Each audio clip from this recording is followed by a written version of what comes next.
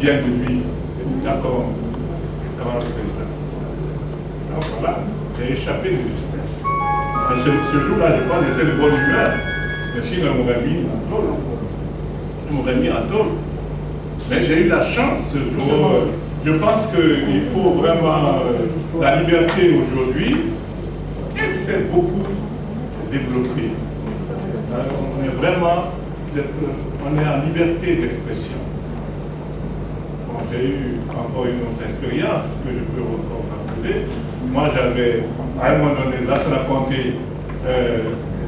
il n'y avait rien qui existait sauf Lassana Conté. Rien, aucune institution républicaine permis d'écrire un éditorial et sous le titre « Et si le président mourait aujourd'hui ?» Je n'arrive pas, le président mourait aujourd'hui. C'était ça le titre, point de suspension. Alors, ma conclusion, que si le président mourait aujourd'hui, comme ça peut arriver à tout le monde, peut mourir aujourd'hui, dans la seconde qui suit, dans l'heure qui suit, mais et s'il meurt aujourd'hui dans un pays qui n'a pas d'institution, il n'y a rien, il n'y a que lui. Et alors, qu'est-ce qu'on va devenir? Écoutez, on ne m'a pas mis en prison, on ne m'a pas arrêté, on ne m'a pas... Mais j'ai reçu des coups. On m'a bouché tous les passages. Tous les passages. Surtout le PUP qui était là n'a pas... Bon, là, ça raconte qu'après, on a dit, bon, laissez passer, tout ça, mais lui, les autres, non. Chacun voulait, tout m'écraser. Donc, ils ont essayé. Donc, aujourd'hui, vous pouvez dire ce que vous voulez. Vous pouvez dire à la radio, j'entends des choses extraordinaires. Moi, je suis impressionné quand j'entends nos amis dans les radios et la population qui réagit dans les émissions alternatives. Quand je vois dans les journaux ce que l'on dit aujourd'hui, vraiment, on a vraiment beaucoup avancé dans la liberté d'expression. Beaucoup. Mais il faut arriver à maîtriser ça quand même, ne pas tomber dans l'anarchie. Merci. Quel regard, non, vous m'entendez, non? Oui, j'entends, oui. Merci. Quel regard portez-vous sur les conditions de vie et de travail des jeunes journalistes en Guinée dans ces 10 dernières années? Des jeunes journalistes en Guinée. Des jeunes journalistes? Oui. Sur la vie des jeunes journalistes dans ces 10 dernières années en Guinée. Oui. Elle est aléatoire. Écoutez-moi bien. Je dirais même qu'elle est aléatoire. Et on ne peut pas faire tout seul un journal. Il faut des collaborateurs. Au minimum 2, 3. Et si on n'a pas assez de ressources pour financer son journal, c'est très difficile d'offrir à ces jeunes journalistes, pour vous citer, les conditions normales d'existence même professionnelle. Nous avions déjà étudié ce problème-là quand j'étais président de l'AGEPI. À l'époque, on avait organisé à l'hôtel Riviera, on avait organisé une, c'est pas un séminaire, c'est plus bon, genre, oui, une table ronde, quelque chose comme ça, mais où tout le monde était là. Demandez aux vieux journalistes, ils vont vous dire oui que c'est vrai. On a donc fait cette table ronde, mais on s'est rendu compte que vraiment c'était difficile la situation. Et vous ne gagnez pas d'argent. Bon, les autres aussi ont besoin de vivre, ils ont besoin d'argent pour vivre. Comme on dit chez nous, eux aussi sont des pères de famille. Bon. Donc, ceci dit, je pense que ça n'a pas tellement changé jusqu'à présent.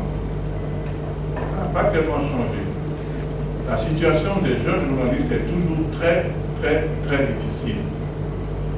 Et Je ne sais pas comment ça va se terminer, mais en tout cas pour le moment, je trouve que c'est difficile. Mais il faut bien qu'ils apprennent leur métier, il faut bien qu'ils travaillent, il faut bien qu'ils sortent de la maison, il faut bien qu'ils soient dans une équipe de rédaction, il faut bien qu'ils soient justement dans une table de conférence, de presse, etc. etc. S'ils disent, bon, je n'ai pas d'argent, je ne me paye pas bien, je reste en dehors de là, il va perdre la main, il va perdre l'expérience. Donc je pense qu'il faut que chacun tienne. Il faut que chacun tienne. Moi, comme mes affaires marchaient bien dans la presse, parce qu'à un moment donné, ça marchait très bien, j'avais réussi à faire une revue grosse comme ça sur la vie de l'économie guinéenne, où j'avais plein de publicités, qui m'apportaient beaucoup d'argent.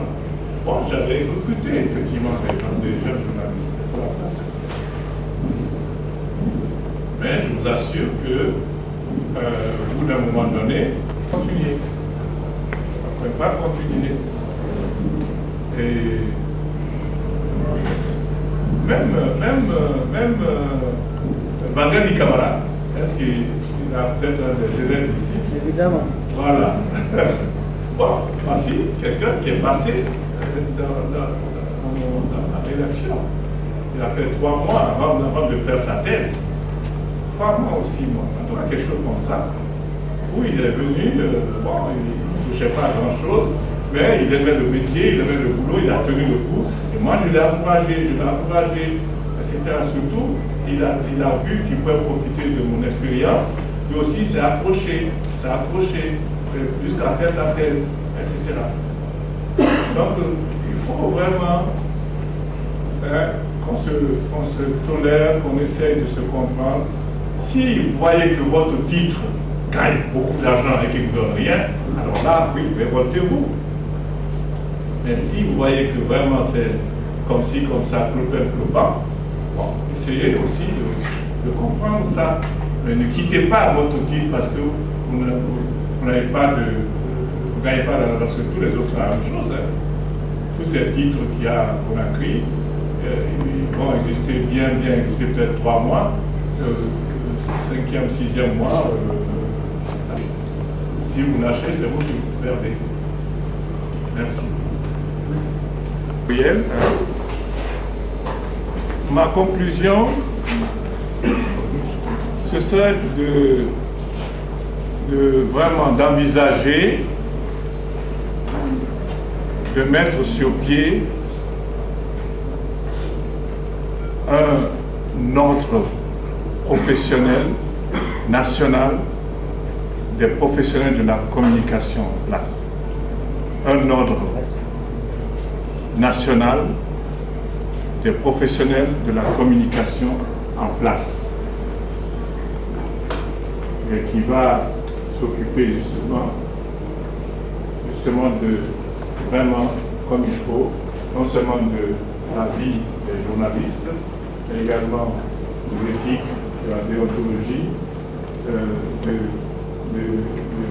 la formation des professionnels de la communication, comme il existe l'Ordre national des avocats, l'Ordre national des pharmaciens.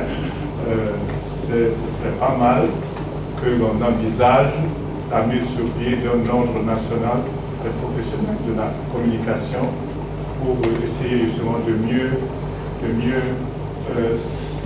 cerner la profession, de mieux professionnaliser la profession, de mieux protéger la profession et de mieux aider à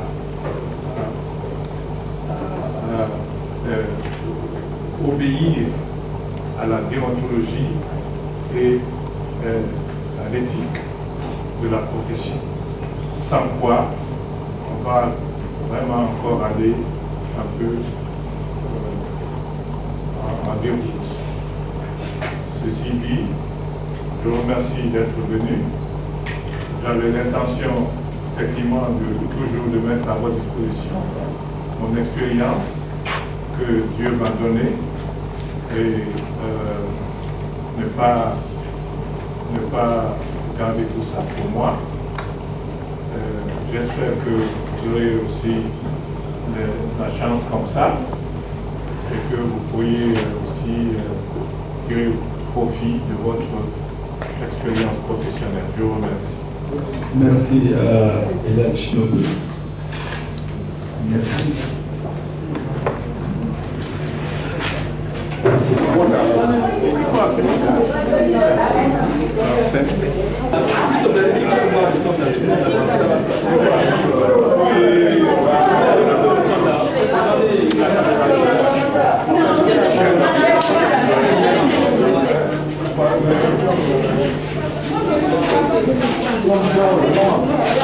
Vous avez oublié, hein? Il a dû oublier ça dans la poche.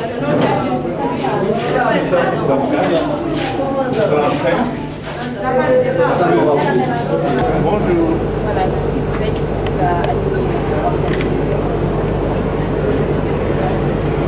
Bonne question. Effectivement, j'ai pensé qu'il faut donner à la nouvelle génération de journalistes notre expérience, transmettre nos connaissances, nos expériences pour les aider à comprendre que la profession de journaliste peut être une bonne profession, une grande réussite. Parce que grâce à Dieu, grâce à Allah, nous sommes passés par là. Donc vraiment, j'encourage beaucoup votre génération à se former, à lire, à écrire, à écouter les radios, les télévisions, et jusqu'à une maîtrise totale.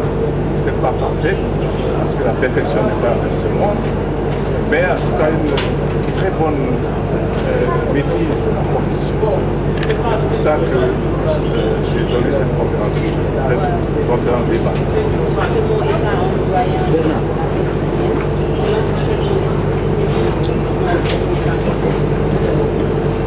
Aujourd'hui, je crois qu'à part les difficultés de vie, de gain, je crois que vous avez moins de difficultés qu'il y a 20 ans. Il y a 20 ans. Parce qu'aujourd'hui, vous n'êtes plus inquiété pour un oui, pour un non. Vous pouvez trouver des organisations comme la Maison de la Presse pour vous rencontrer, pour écouter des conférences de presse, des conférences débats. Vous pouvez circuler dans le pays sans aucune inquiétude, etc. Donc vraiment, je trouve que c'est pourquoi je dis qu'on ne peut plus parler aujourd'hui des problèmes de la presse. Aujourd'hui, on devrait parler de la situation de la presse. Et même, pour aller plus loin, on devrait parler de la situation de la communication. Parce que la presse s'est étendue et s'est développée aujourd'hui avec les nouvelles technologies de l'information et de la communication, avec l'édition numérique, la presse numérique, vraiment tout a changé. Et vraiment, je vous encourage à vous former tous les jours.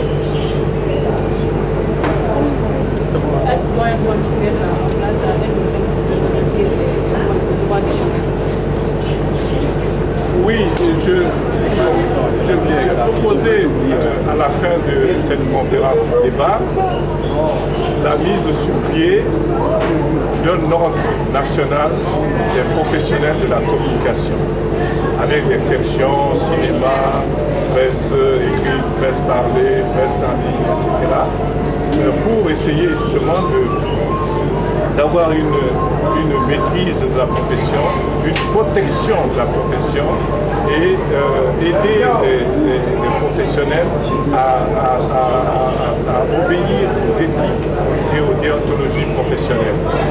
Donc je pense qu'il faut nécessairement, comme l'Ordre national des avocats, comme l'Ordre national des pharmaciens, il faudrait avoir un ordre national des professionnels de la communication. Est-ce que le reste est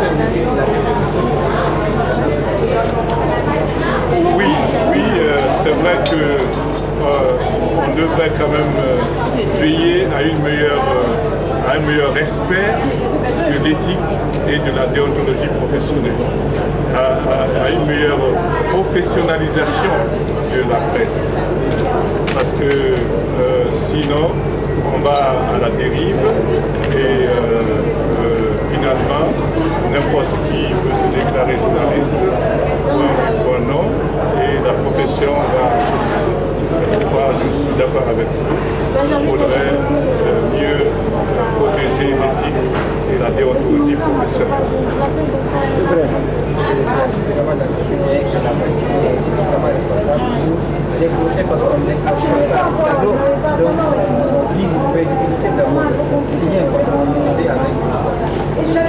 Oui, c'est pas facile le marché de la publicité dans notre pays. Il faut dire que si l'économie est florissante, il y a de l'argent pour les entreprises économiques et financières. C'est facile pour ces entreprises de faire la publicité.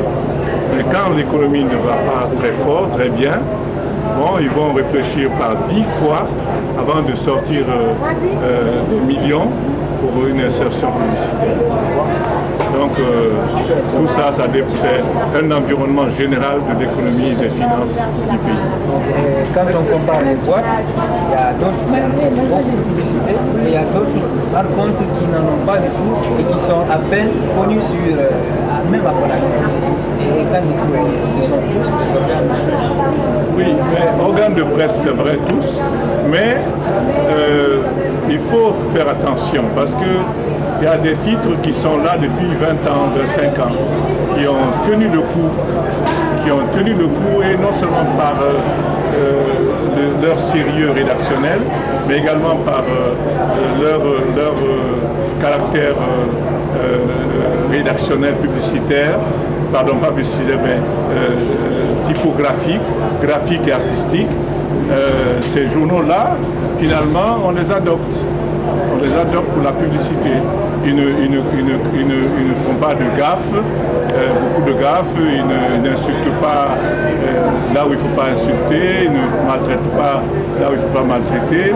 Donc vraiment, ils restent dans l'éthique et dans la déontologie de la profession. Ils font leur métier comme ça. Alors ces titres-là sont plus facilement adoptés par les entreprises pour faire la publicité. Parce que quand vous respectez l'éthique et la déontologie professionnelle, vous êtes diffusé partout. Or, qu'est-ce que cherche la publicité? C'est être diffusé partout. Donc voilà pourquoi ceux qui viennent aujourd'hui avec un couteau de guerre au poing, ils ne vont pas avoir facilement la publicité. En parlant de publicité, est-ce que vous pouvez dire que ce manque de publicité explique un peu les conditions, les difficultés que les patrons ont? Oui, certainement, parce que la ressource principale d'un journal, c'est avant tout la publicité. Les ventes sont dérisoires, mais la publicité comble largement le vide. Donc on ne peut pas vraiment vivre sans la publicité. Il faut nécessairement